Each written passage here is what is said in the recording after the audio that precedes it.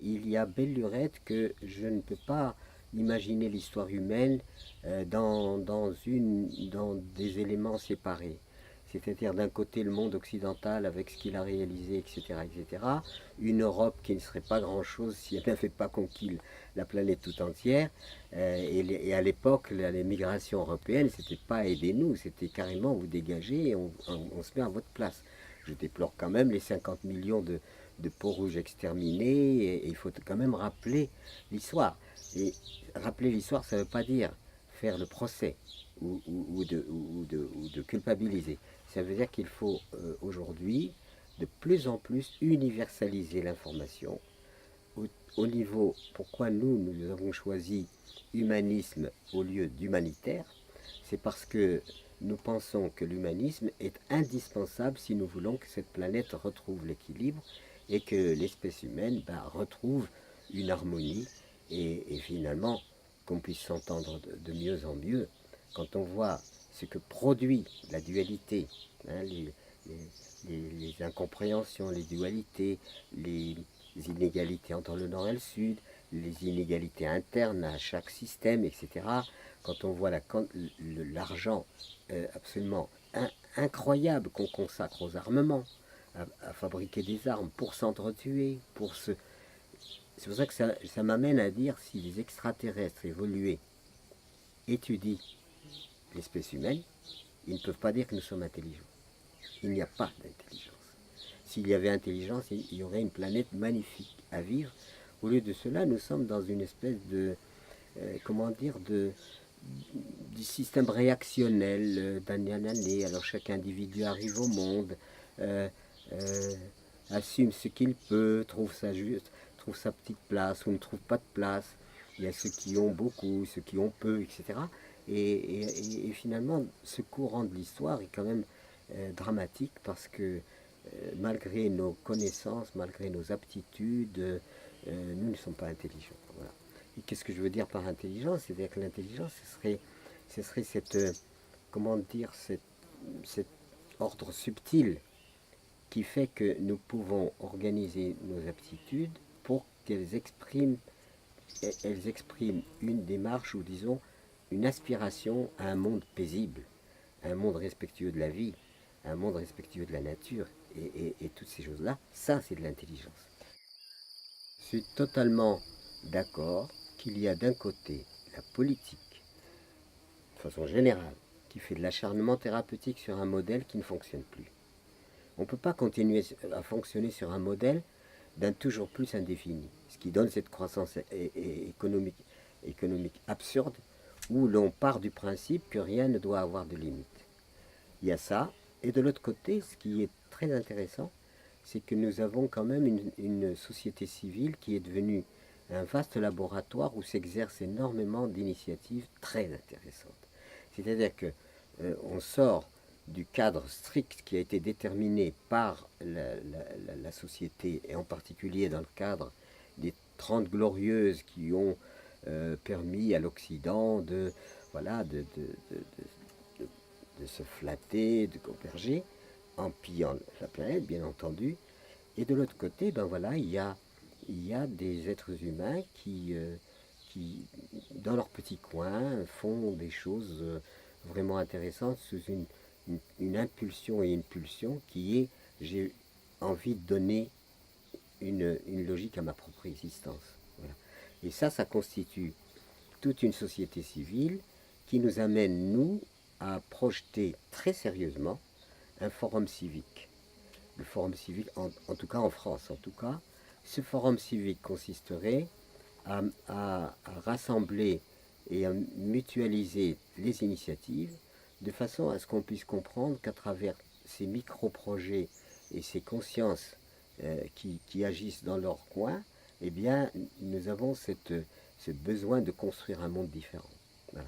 Et pour cela, c'est pour ça que quand je me suis présenté aux élections en 2002, on m'a poussé à le faire, je suis allé, élection nationale, eh bien, nous sommes partis sur le slogan Appel à l'insurrection des consciences.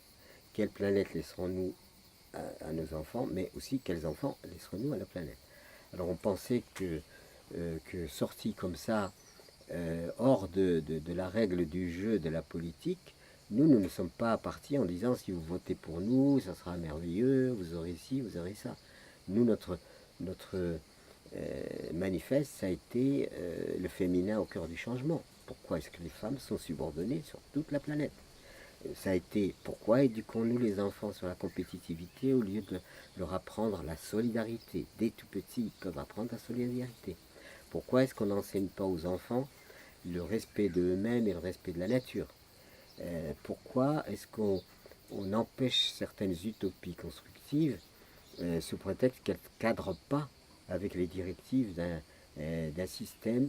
Pourquoi des armements? Pourquoi donne-t-on beaucoup plus d'importance à construire des armes et donc à servir la mort qu'à servir la vie? La vie, on la détruit, mais on sert la mort. Alors là, on met du budget dans la destruction et la mort. Ce qui met en évidence le fait que l'humanité n'est pas intelligente. Parce que elle a confondu ses aptitudes extraordinaires d'un cerveau qui est capable de faire des prodiges technologiques avec la lumière, c'est-à-dire la clarté qui doit donner à ces aptitudes l'ordre intelligent. Alors on est d'un côté apte à beaucoup de choses et de l'autre côté nous ne sommes pas intelligents pour mettre nos aptitudes au service de la vie. Donc c'est là qui pour moi le grand problème aujourd'hui.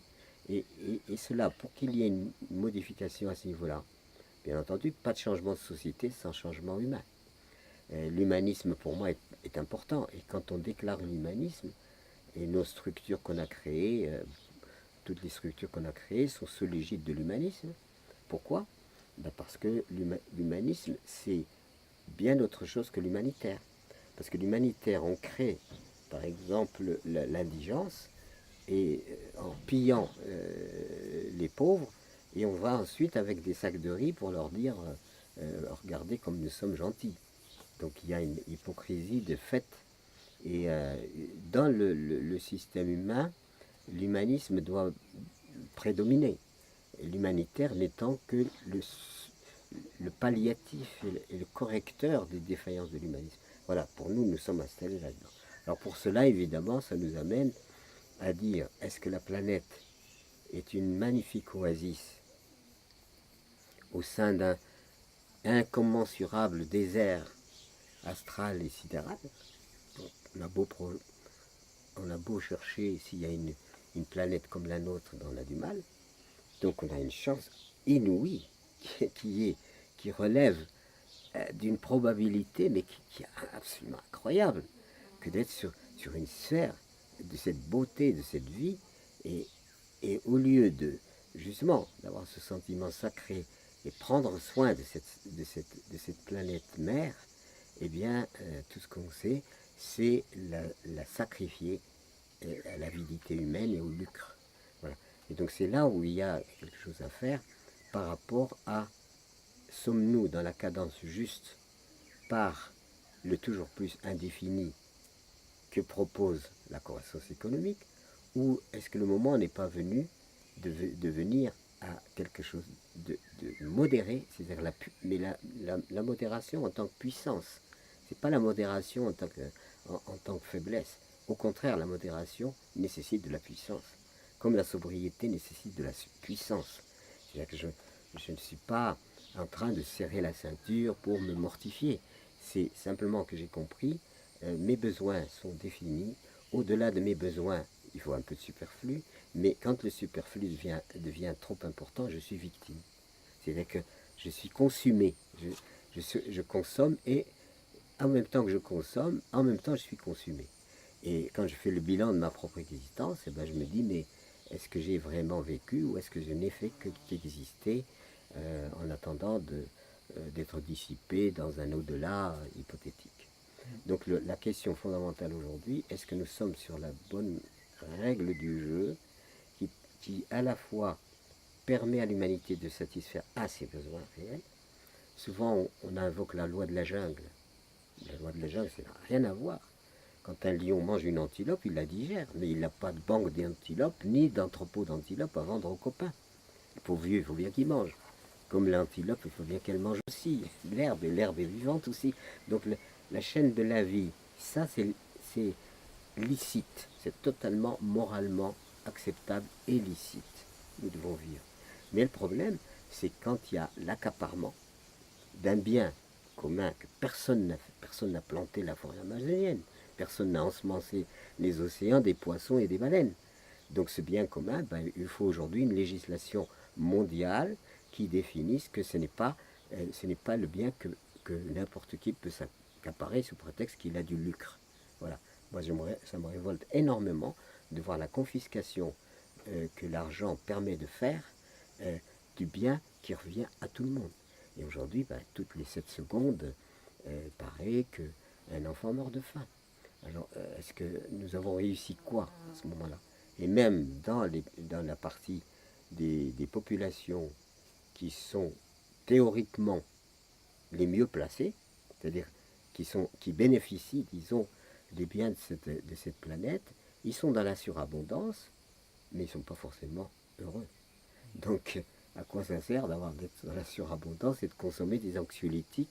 Il vaut mieux aller droit à la joie plutôt que de croire que c'est les yachts qui vont donner la joie. Les yachts donnent du plaisir, mais est-ce qu'ils donnent de la joie? Non, parce que l'être humain, il est circonscrit à quelque chose qui est d'un autre ordre vibratoire. Le plaisir, c'est on se le paye, enfin, etc. La joie, elle ne s'achète pas. J'évoque souvent un peu l'histoire de Diogène qui vit dans son tonneau, etc.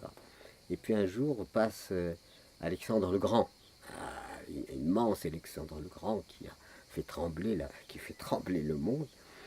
Et il vient et lui dit, mais tu sais, il y a là-bas, un type qui vit dans un tonneau, alors il vit de peu. Et Alexandre le Grand, piqué dans sa curiosité, dit, moi je veux voir ce type-là. Alors on accompagne Alexandre le Grand pour aller voir Diogène. Et on avertit Diogène en lui disant, attention, prépare-toi. Et Alexandre le Grand qui arrive, tu te rends compte l'honneur qu'il te fait à venir te visiter. Diogène ne bouge pas d'un poil. Et quand Alexandre le Grand arrive, se penche sur lui, dit, qu'est-ce que je peux faire pour toi, mon brave? Il dit, je ne te demande rien, ôte-toi de mon soleil. Je serais Alexandre le Grand, j'aurais été vexé. Voilà. L'autre anecdote, c'est le pêcheur. Un pêcheur il a fini son boulot, il fait sécher ses filets, et puis il est là, bon, passe un monsieur sérieux, regarde le pêcheur et lui dit, la barque là-bas est à vous? Il dit oui. Oh, mais elle est petite. Il dit oui, bah oui, c'est ma barque. Mais vous pourriez en avoir une plus grande quand même. Et après? Bah, après vous allez pêcher plus de poissons. Et après? Bah, après vous allez pouvoir acheter un petit bateau. Et après? Bah, après vous allez même pêcher tellement de poissons que vous allez embaucher des gens, que vous allez... Et après, et après? Et après vous vous reposerez. C'est ce que je suis en train de faire. Et ça paraît de l'humour, mais en fait, ça traduit véritablement des, des, des éléments plus que symboliques, réels et symboliques, qui sont liés au comportement de l'être humain insatiable, qui est insatiable, et l'insatiabilité qui est censée lui donner la joie, lui donne de la tristesse. Voilà. Donc il est important de comprendre qu'aujourd'hui, le changement, si on veut vraiment changer les choses, il faut que ça parte de l'être humain lui-même, il faut que ça parte de l'équilibre entre le féminin et le masculin, il faut que ça parte du respect de la vie, il faut que ça parte aussi de l'éducation des enfants, qu'on n'ensemence pas de désirs permanents et on les angoisse. Par contre, si on éduque les enfants dans la complémentarité, l'autre n'est pas mon rival, mais mon coéquipier en quelque sorte de la vie, et il est capable de m'aider, je suis capable de l'aider, là oui, on va vers un humanisme qui va, qui peut donner sens profond au genre humain. Si on continue la planète au pillage, comme je recommande beaucoup d'ailleurs le bouquin de Osborne, La planète au pillage, qui est un livre absolument remarquable. Ça, il faut vraiment que les gens lisent La planète au pillage, qui a été salué par Einstein, par Devoto, par Huxley, par mais Osborne a bien mis en évidence le fait que cette perception d'une planète gisement de ressources est une catastrophe. Voilà. Que dire? Je veux dire que je connais des personnes qui ont des moyens, mais qui ont en même temps beaucoup d'amour pour les autres. Ils les aident, ils les font, et ils participent à, à les assister, à les soutenir, à les amener, à tenter de leur transmettre ou de les aider à acquérir du bonheur, à acquérir de la joie, ou à acquérir, à limiter leurs besoins. Donc, la richesse peut servir à ça aussi, je veux dire.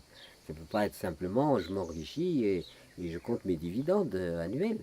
Donc si on a ces moyens-là, eh bien, je pense que c'est très important de les mettre au service d'une démarche qui soit une démarche d'humanisme. Ou alors je stocke et à ce moment-là, j'assiste très objectivement des gens qui en ont besoin. Des gens qui... Moi, j'ai des tas de rêves comme ça. Pourquoi ne pas acheter des terres et non pas pour soi, mais pour, par exemple, essayer d'installer des gens dessus. Ceux qui n'ont pas les moyens peuvent s'installer sur des terres que j'aurais acquises. Moi, je n'ai pas ces moyens-là, mais et qu'il y ait quelque chose qui participe justement à impliquer l'être humain dans une évolution positive. Et l'argent, bien sûr, il y a l'argent illicite et illicite. C'est sûr que quand on fait l'analyse de l'argent qui vient de la drogue, qui vient de la prostitution, qui vient, etc., etc., on ne peut pas dire que ce soit de l'argent très propre. Voilà. Mais il y a aussi l'argent qui vient de l'effort honnête des personnes. Et, et cet argent-là, ben, elle représente une énergie. Cette énergie, j'en fais quoi? Est-ce que je la bloque et je la stocke dans mon compte en banque et puis je me satisfais en faisant augmenter mes dividendes, ou est-ce que cet argent-là, je le considère réellement comme une énergie constructive et auquel cas je l'investis dans la construction d'un monde différent? Ça, c'est chacun qui détermine. Il n'y a pas de recette particulière. Ça relève d'un choix moral des individus. C'est tout. Et donc à ce moment-là, je veux dire, en toute situation, qu'est-ce qui nous inspire? Ce qui inspire, c'est quand même la conscience. J'en reviens à ma conscience. Qu'est-ce qu'elle m'inspire? Je suis à l'écoute de cette conscience. Qu'est-ce qu'elle m'inspire? Et si elle m'inspire le bien, je peux le faire sans argent, parce que je n'ai pas les moyens de le faire. Si elle m'inspire le bien, je peux le faire aussi avec de l'argent. Et il n'y a pas de dichotomie ou d'opposition, puisque l'objectif étant faire le bien, chacun le fait comme il peut. Puis il y a des gens, ils n'ont rien du tout, ils font du bien anonyme. Moi j'ai connu des gens qui s'occupaient de vieillards seuls, qui dans le fonctionnement, disons, social, dans cette discrétion du fonctionnement social, qui n'est pas sur les journaux, qui n'est pas... on met des gens... Il n'y a pas que les journaux qui révèlent la, la bonté, il y a des bontés discrètes, simples, des gens qui font des choses magnifiques dans leur microcosme. Mais ils font le bien. Ils font le bien, ils ont de l'amour et ils font le bien dans leur microcosme. Et bien quelquefois, le peu qu'ils peuvent faire, parce qu'ils le font avec une conviction totale, ça peut équivaloir à ce que fait un millionnaire avec autre chose. C'est une question d'humanité, c'est une question d'humanisme, c'est une question de conscience, c'est une question d'âme, c'est une question de cœur. Le reste, c'est que ce qui vient, c'est la matérialité des choses, mais ce qui est important aujourd'hui, c'est que l'être humain lui-même se transforme. Et si l'être humain ne se transforme pas, il peut bouffer bio et exploiter son prochain. Je veux dire, c'est pas ça le problème. Le problème, c'est qu'aujourd'hui, c'est pour ça que nous insistons sur l'humanisme, les vertus fondamentales qu'un être humain peut développer sont absolument extraordinaires. Et ces vertus fondamentales, eh bien, elles rejoignent ce message auquel moi je souscris totalement, sans appartenir à aucune église. J'ai appartenu, mais je n'appartiens plus. Simplement à ce type qu'on appelle Jésus, et qui a insisté sur le fait que la seule énergie licite capable de modifier la société, c'est l'amour. Il a même insisté, même vos ennemis, même vos ennemis. L'amour, c'est la plus grande énergie qui soit. Et si ça n'existe pas, le reste, rien ne peut fonctionner. Moi, ce que je peux dire à ces personnes, c'est qu'effectivement, ce que je dis repose sur un témoignage, lequel témoignage a été réalisé et incarné. C'est pas la perfection, nulle part il y a de la perfection, mais il y a une tentative quand même de cohérence. Voilà. C'est d'aller vers plus en plus de cohérence, où on met en harmonie nos aspirations spirituelles, nos aspirations idéologiques, enfin ce que nous avons envie que le monde soit, mais évidemment dans la partie belle du monde, et puis en même temps parce que ce dont nous pouvons témoigner. Mais moi je n'ai aucune leçon à donner à personne, je n'ai pas de leçon. Les gens, si j'ai une réputation, c'est aussi parce que les gens savent que je ne triche pas avec ces choses-là. Ça ne veut pas dire que je suis un saint, saint rabbi, rien à voir, je n'ai pas d'auréole ou quoi que ce soit. Mais enfin, le monde étant ce qu'il est, avec ce qu'il génère comme souffrance, comme désaveu, comme absurdité, disons, c'est presque une offense à l'intelligence divine. Et donc, pour moi, voilà, il faut tâcher d'aller de plus en plus vers la cohérence. Et ça commence par nous-mêmes. Et ça commence par ceux qui nous entourent. Parce qu'on peut aller manifester contre ceci et cela et pourrir la vie de ceux qui nous entourent. Et je pense que le premier, nous sommes attendus là où nous pouvons agir. C'est pour ça qu'on a dit les colibris, faites votre part. Mais faites votre part, c'est pas seulement faites votre part matérielle, faites votre part aussi dans votre transformation personnelle qui va aider à transformer la société. Sinon, ça ne sert à rien. Je crois qu'il y a l'être humain, quel qu'il soit, c'est là où il y a où il y a une unité en quelque sorte, que l'on soit de quelque pays que ça va, nous sommes des êtres humains avant tout. C'est ça la première chose. Nous sommes des êtres humains, nous sommes conscients de notre finitude. Donc on a peur de la mort. On sait que la mort, c'est... Nous sommes des êtres humains qui avons besoin de sécurité. Alors il y a la métaphysique, ce qu'on imagine après la mort, etc. Il y a celui qui gagne de l'argent, il y a celui qui se fait un bon cœur mental ou un bon cœur physique, etc. L'être humain est égal à lui-même. C'est simplement les cultures qui font que cet être humain, dans l'identité absolue qu'il y a entre l'humanité, est déterminé par un territoire, par une histoire, par des coutumes, etc. C'est ça qui est déterminé. Mais l'être humain, quel qu'il soit, il est égal à lui-même. C'est une identité absolue. Tous les êtres humains veulent survivre, veulent la sécurité, savent qu'ils vont mourir. De toute façon, ça c'est général. Tout le monde sait que voilà, il y aura. Alors, en partant de ces dénominateurs qui sont communs au genre humain, ensuite ces dénominateurs sont déterminés par les conditions. Je vis dans un endroit ou je vis dans un autre, il y a telle ressource ou pas telle ressource, et ensuite la culture, les coutumes, la religion, les croyances, enfin, etc.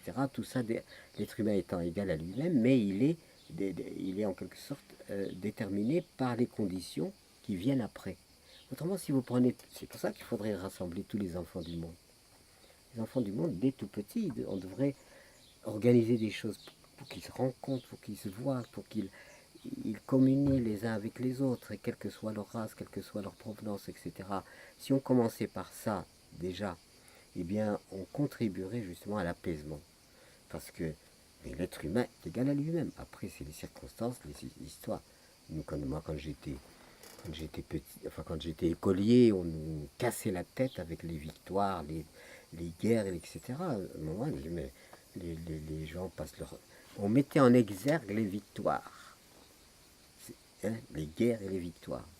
C'était ça qui constituait presque en majorité ce qu'on devait inculquer à un enfant. Et ça relève de ce qu'on appelle le conditionnement. C'est-à-dire un individu arrive dans un palais, et ben, il est inspiré par le palais. Un autre né dans une masure, c'est la masure qui détermine son sexe. C'est-à-dire que quand on arrive au monde, on arrive dans une situation déjà donnée, déjà réalisée. Et chaque génération arrive dans une situation déjà réalisée. Et, tout ce que et je le sais d'autant plus que moi, je suis né dans le monde du Sud, saharien, musulman, etc. Et mon premier, disons, la première adaptation que j'ai dû faire, c'est m'adapter à ma communauté musulmane, à communauté nomado-cultivatrice, etc. Et c'est à ça que j'ai d'abord dû m'adapter pour pouvoir survivre. Je serais né dans autre chose, je me serais adapté à autre chose. Mais donc le préalable, si vous voulez, quand quelqu'un arrive au monde, il est obligé enfin, il épouse presque spontanément la religion de ses parents, les convictions de ses parents, son milieu social, sa langue, bien sûr, sa façon de se vêtir, sa façon de construire ses maisons, sa façon. Donc chacun s'adapte à une situation qui est particulière. D'où l'énorme diversité qu'il y avait auparavant, c'est-à-dire de culture, de patois. L'Europe, c'était une mosaïque de cultures qui, qui, qui se côtoyaient. Et moi, même ici en Ardèche, il y avait le patois, moi je comprenais rien du tout. Mes amis paysans entre eux parlaient patois. Voilà. Et c'était la langue qui les a fondés, sur laquelle ils ont fondé leur existence. Donc il y avait cette énorme diversité qui a été malheureusement, à mon avis, c'est très préjudiciable, complètement éradiquée pour installer une monoculture universelle. Et aujourd'hui, cette monoculture universelle est une tragédie, parce que c'est un système avec ses règles et ses lois qui a tout uniformisé. Où que vous alliez maintenant, c'est le même critère culturel enfanté par l'Europe qui sont en train de se généraliser sur l'ensemble des planètes. L'Asiatique veut des bagnoles, l'Africain veut des bagnoles, sans compter toutes les standardisations, si vous voulez, qui ont été considérées comme la civilisation. La civilisation a été surtout un programme de standardisation masqué d'humanisme. Nous, on est venu nous dire qu'on était des cons, quoi, pratiquement, qu'on n'avait pas évolué, qu'on n'était pas comment, on n'a pas d'électricité, on n'a pas de ceci, on n'a pas de cela. Donc l'uniformisation par une idéologie, et c'est cette idéologie qui est tragique. C'est-à-dire cette idéologie qui fait du mal à l'ensemble de l'humanité, où on est arrivé à un moment à une dictature d'une seule idéologie qui veut déterminer l'ensemble du comportement humain et l'ensemble de ce que les humains doivent acquérir, du nord au sud, de l'est à l'ouest, partout. Ça part de soi. Et sortir de l'illusion. Moi, j'ai vu des Africains dans des villages à peine se nourrir, mais se conformer, avoir une télé pour la communauté, une radio. Pour eux, c'était cette fascination. Cette fascination dominait tout. Et pour eux, marquer leur existence, c'était de se mettre à jour d'une civilisation qui leur donne le sentiment d'être en retard. Et tant qu'on a ce sentiment d'être en retard, on va se mettre à jour de la modernité qui serait, en quelque sorte, l'ex plus ultra et le summum de l'évolution. C'est ça l'idéologie dangereuse aujourd'hui, c'est qu'on croit, on répand sur l'ensemble de la planète, il y a l'histoire antérieure, c'est comme un brouillon, hein, c'est comme si l'humanité n'avait jamais rien trouvé. Et là, il faut se mettre à jour. Sauf que moi, quand je regarde une cathédrale, je me dis quand même, ils n'étaient pas si idiots que ça, parce que allons refaire une cathédrale comme ils l'ont fait avec leurs mains, cette habileté monstrueuse. Ces rosaces qu'on a l'impression que c'est de la dentelle, une magnificence extraordinaire. Allons refaire ça maintenant, mais sans machine. Et il n'y avait pas la thermodynamique, il n'y avait pas des tracteurs, il n'y avait pas des bulldozers, il n'y avait pas. Il faisait des choses absolument splendides qui sont, voilà, et il n'y a pas que les cathédrales, il y a toutes sortes de splendeurs qui ont été faites en Asie et ailleurs. Donc les êtres humains, avant la modernité, ils n'étaient quand même pas abrutis. Ils ont fait des choses qu'on serait maintenant incapable de faire. Le danger du monde d'aujourd'hui, et c'est un immense danger, c'est que les outils et les machines sont en train de dominer l'être humain. Imaginez, pas d'électricité, pas de téléphone, pas de communication, pas les caméras, pas les machins, et imaginez le monde. Eh bien, ça serait une catastrophe. Et si ça arrivait, aujourd'hui, d'ailleurs, je pense que c'est étudié dans les stratégies militaires, comment neutraliser simplement l'énergie. Plus d'électricité et c'est la catastrophe. Vous voyez. Donc ce qui veut dire que c'est cette sensation d'être dans une évolution positive, puissante, qu'est-ce qu'elle révèle? Elle révèle que nous sommes dans une démarche la plus fragile de toute l'histoire de l'humanité. Et pourquoi nous sommes fragiles? Parce que nous nous sommes déconnectés des lois de la vie. La vie qui est forte, elle est forte, elle se répète. Et nous nous sommes tellement éloignés de ça qu'on a oublié que notre propre corps est prodigieux. On a passé un entretien, ben, il n'y a pas un bouton digestion de mon petit déjeuner ce matin, ou circulation du sang, tout ça se fait parce que c'est l'énergie de la vie. Vous voyez, je vois des poules peureuses, etc., chez moi, et quand elles avaient du poussin, ben, elles devenaient farouches. Attention, il ne fallait pas toucher au poussin. Alors on se dit, quoi? Qu'est-ce qui anime ça? C'est qu'il faut que la vie continue. Et aujourd'hui, nous sommes en train d'interrompre la vie. Bon, on s'est créé énormément de besoins factices. On a besoin de quoi? On a besoin de manger, de boire, on a besoin de respirer, on a besoin d'être abrité. Ça, oui, c'est les vrais besoins. Et après, on est tombé dans la sophistication. On a créé une société sophistiquée, frénétique, qui a rompu avec le temps réel pour rentrer dans un temps artificiel. Parce que le temps réel, même nos pulsations nous le disent. Respire. D'ailleurs, on a recours à la respiration dès que ça ne va pas, parce qu'on s'est déconnecté avec les cadences et les rythmes de la vie elle-même. Donc on essaye de se sauvegarder en retrouvant la vie. On vous dit respirez, détendez-vous, etc. Mais ne courez pas, restez tranquille, etc. Donc aujourd'hui, le sort en est jeté, c'est-à-dire que si ces outils nous manquent, eh bien, nous aurons beaucoup de mal. Moi je pense qu'aujourd'hui, c'est avant toute chose, il faut revenir à la puissance de la simplicité. Ça c'est puissant. Quand on peut se contenter de peu, ça c'est puissant. C'est plus puissant que quand on a recours à la complexité. Et même dans l'analyse et l'intelligence, on a fait ça, une petite anecdote comme ça, dans une usine, qui paraît une anecdote vraie, une usine, les hauts fourneaux. Voilà, les hauts fourneaux, vous voyez ce que c'est? Les hauts fourneaux, c'est-à-dire que vous avez des wagonnets qui amènent le minerai, et quand ça vient au-dessus du foyer, ces wagonnets s'ouvrent. Le minerai tombe dans la goulotte pour être fondu, pour transformer en métal. Seulement chaque fois, eh bien, ces wagonnets prennent ce qu'on appelle un choc thermique. Et il y a une petite déformation. Mais au bout de 30, 40 fois de déformation en déformation, le wagonnet est inutile. Et ça coûte très cher. Donc, on pose la question, comment allons-nous faire? Quand on fait le calcul, ces wagonnets nous coûtent trop cher et on en perd beaucoup. Si on les met trop haut, ça va pas, le minerai ne va pas tomber dans la goulotte. Si on les met trop bas, c'est pire. On les met à une distance moyenne, seulement on n'évite pas le choc thermique. Voilà. Donc ça se déforme. Alors les ingénieurs, les grosses têtes sont invités à traiter du problème, etc.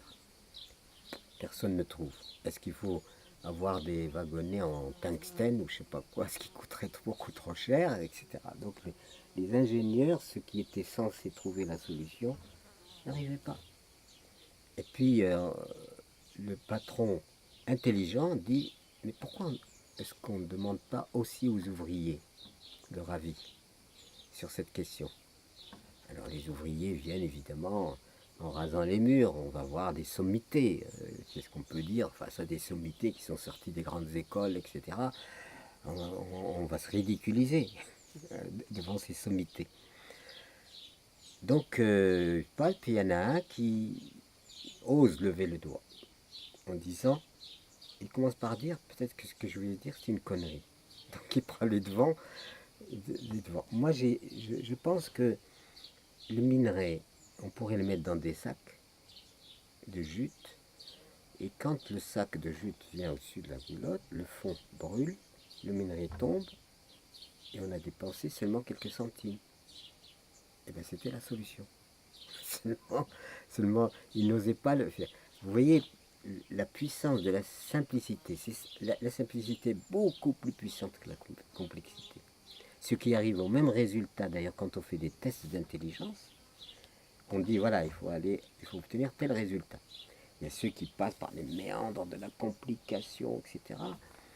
Et bien, le plus intelligent, c'est celui qui trouve la solution la plus simple. Voilà, c'est ça l'intelligence, c'est pas la complexité. Donc tout ça fait partie, disons, de ce qui est intégré comme la norme dans l'organisation sociale. Mais je peux vous assurer que la simplicité, c'est puissant. Et en plus, ça vous préserve de la dépendance. Mais ma première voiture que j'ai eue, c'était une Juve A4.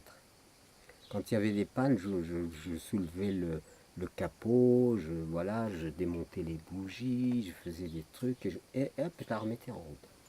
Maintenant, ma voiture est tellement compliquée que si elle tombe en panne, je ne saurais pas me dépanner. Mais rien que changer une roue, ça devient compliqué. Donc, on est allé vers, évidemment, le perfectionnement par la complexité, la complexification, mais plus on complexifie, plus l'être humain est subordonné à son outil. Et aujourd'hui, nous sommes tous subordonnés à l'outil. Pourquoi diable sommes-nous dans une frénésie où on n'arrête pas de se déplacer pour un oui, pour un non, pour encombrer les routes, etc. Jusqu'où ça va s'arrêter? Alors bien sûr, on va peut-être rouler avec des panneaux solaires, mais s'il y a des millions de voitures avec panneaux solaires, qu'est-ce qu'on aura résolu? Pas grand-chose. C'est-à-dire qu'on sera encore dans cette frénésie du déplacement à tout prix. Et du coup, au lieu de modifier, de dire mais pourquoi est-ce que nous sommes amenés finalement à tant nous déplacer? Pourquoi ne pas organiser la vie dans des communautés autonomes où on dispose du maximum de ce qui nous est nécessaire d'abord là où nous vivons? C'est ça ce que j'appelle les oasis. Et ensuite, nous allons chercher la rareté. Soit je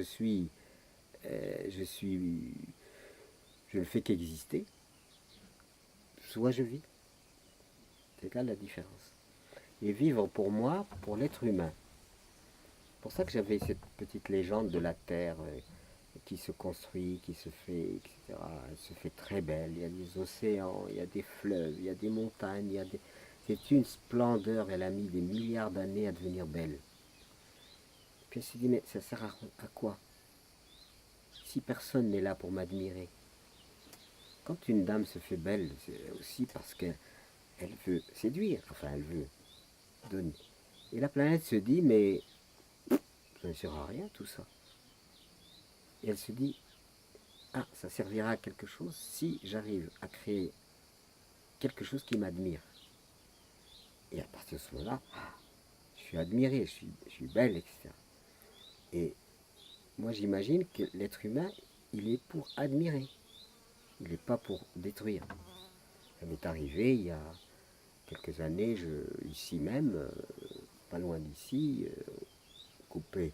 J'avais un ami qui était venu m'aider à couper des arbres pour nous chauffer. C'est-à-dire, évidemment, avec une science de la sélection, on coupe pas, on rase pas, on coupe raisonnablement, comme on travaille toute la journée. Pas de tronçonneuse, rien de tout ça. La journée s'achève, magnifique coucher de soleil. Sur ce coucher de soleil, un arbre dénudé, parce que c'était le plein hiver, qui faisait comme une dentelle magnifique sur ce coucher de soleil. Magnifique. Je suis là en admiration, en disant, ça c'est une récompense. On a été fatigué toute la journée, mais là, tout d'un coup l'âme est nourrie, l'esprit est nourri, une joie profonde et sereine, une joie très profonde mais sereine, qui est là. Et ça vous récompense de tout l'effort que vous avez fait toute la journée. La conclusion. Et il y avait cet arbre magnifique qui s'est découpé en dentelle. Je suis silencieux et en admiration. Et puis je dis, je veux faire partager ma joie à mon ami. Je le prends par la main et je lui dis, regarde, regarde. Il dit oui, il y a au moins 10 stères. Pour moi, ça a été vraiment le... Est-ce que est-ce que nous sommes que des pratico-pratiques et à ce moment-là, il faut des spécialistes et des professionnels du divertissement pour divertir tout le monde. Il faut des spécialistes de l'art. Nous devrions tous être dans l'art, nous devrions tous dans la beauté, et pas avoir des spécialistes de la beauté et nous qui acceptons de vivre dans la laideur. Nous acceptons la laideur de nos immeubles sans âme, de nos rues sans âme, de nos bagnoles qui ne sont après tout que des outils à nous déplacer, c'est tout.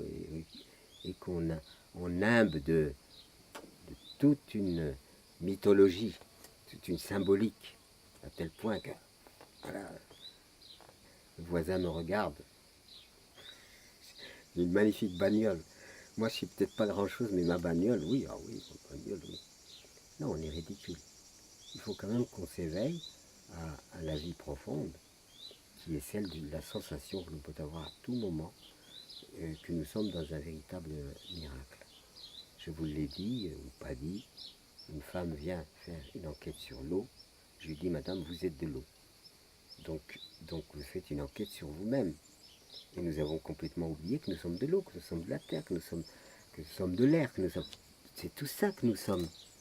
Il n'y a pas la nature et moi. Je suis la nature. Je suis l'enfant de la nature. Et l'enfant de qui? C'est de la nature que je suis enfant. Si la terre meurt, je mourrai. Il n'y a aucun doute là-dessus. Donc arrêtons cette... comment dire, cette espèce d'adulation et d'excellence qu'on a donnée à l'être humain. Et ça, la Bible y est pour beaucoup. Parce que quand vous prenez la Bible, d'abord ça commence par Ève qui fait pire connerie, qui va croquer la pomme et qui nous fout dans un merdier pas possible. Ensuite, toutes les femmes, quand on les rencontre dans la Bible, soit c'est des femmes exceptionnelles, soit c'est des femmes douteuses. Et il n'y a qu'un type, Jésus, femme adultère, que celui qui n'a jamais péché. Parce que la femme adultère, c'était elle qui était lapidée. Parce qu'elle avait violé l'homme, évidemment. C'est pour ça qu'elle était lapidée, impure. Parce qu'elle a ses menstrues et que le sang étant impur, elle est impure, etc., etc. Mais qu'est-ce que c'est que ce truc? Eh bien, ce type-là, Jésus dit, bah, écoutez, celui qui n'a jamais péché, lui lance la première pierre. Voilà. Il rétablit les choses. Voilà. César, je m'en fous. Montrez-moi une pièce. Effigie de César, rendez à César ce qui est à César. Ne mélangez pas les plans. Il y a le plan historique, contingent, éphémère, et il y a le plan de l'éternité. Et celui-là, c'est le plan de l'éternité dans lequel nous devons nous inscrire nous-mêmes, si nous voulons vraiment avoir une vie accomplie. Ça va vous paraître peut-être vaniteux, mais le message, il est déjà passé. Hein. Il est en train simplement de s'amplifier, c'est tout. Mais il est passé. Aujourd'hui, en France, je suis parmi les personnes qui sont, je n'en fais aucune vanité d'aucune sorte, qui sont quand même repérées. Voilà. Et en littérature, on m'a dit que j'étais à peu près dans les 10 premiers écrivains de France. Même moins peut-être. Voilà. Donc je vais laisser des écrits, je vais laisser des choses enregistrées, je vais laisser tout un tas de... Et je vais laisser des structures, et je vais laisser des lieux concrets qui ont été créés, pas seulement des bouquins ou une espèce de mémoire incarnée.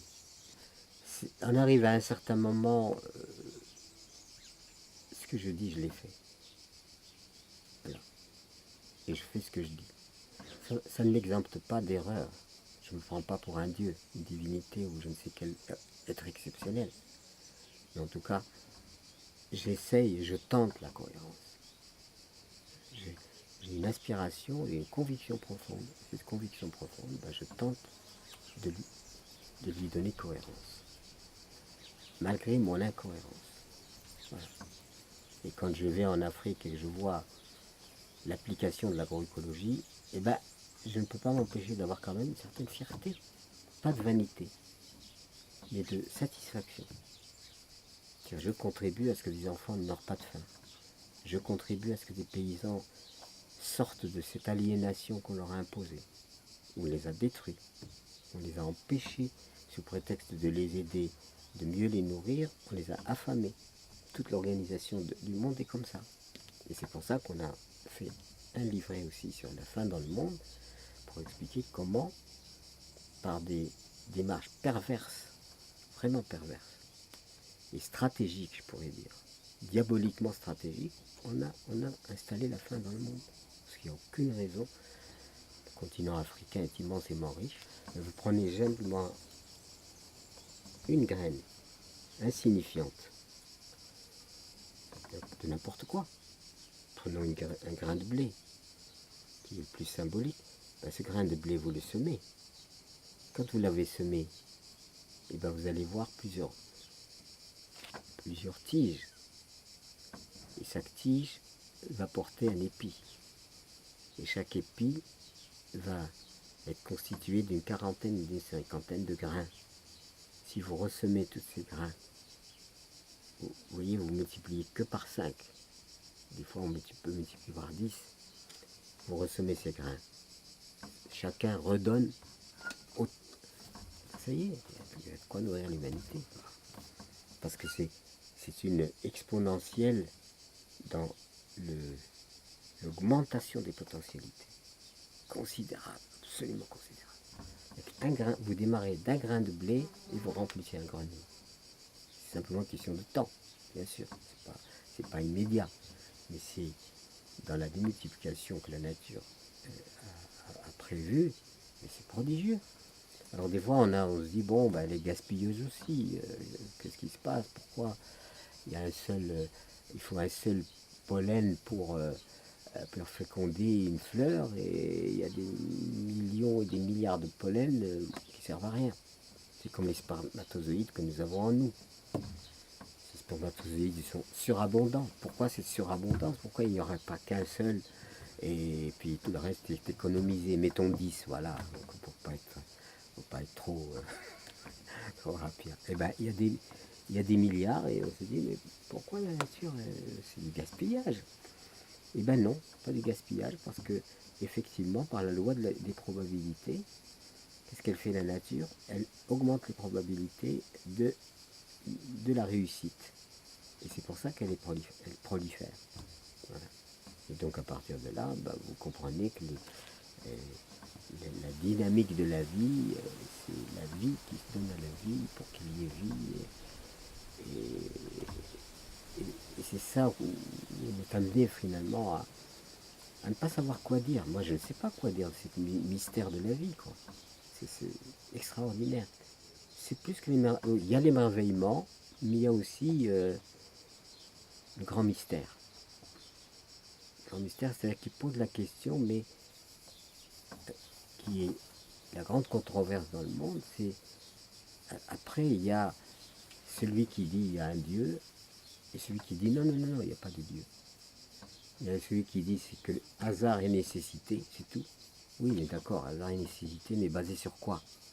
Et puis il y a celui qui dit il y a une intelligence suprême qui a fait l'univers, qui a fait tout, et elle fait aussi bien tout le cosmos qu'elle fait un grain de blé. Et là, ça rentre dans ce qu'on appelle l'indicible, et ça rejoint, je ne sais pas si vous connaissez Maître Eckhart, que j'aime beaucoup. J'aime beaucoup Maître Eckhart et j'aime beaucoup Socrate. Socrate, tout ce que je sais, c'est que je ne sais rien. Maître Eckhart, tout ce que vous dites de Dieu est mensonge. Ce ne sont que des hypothèses.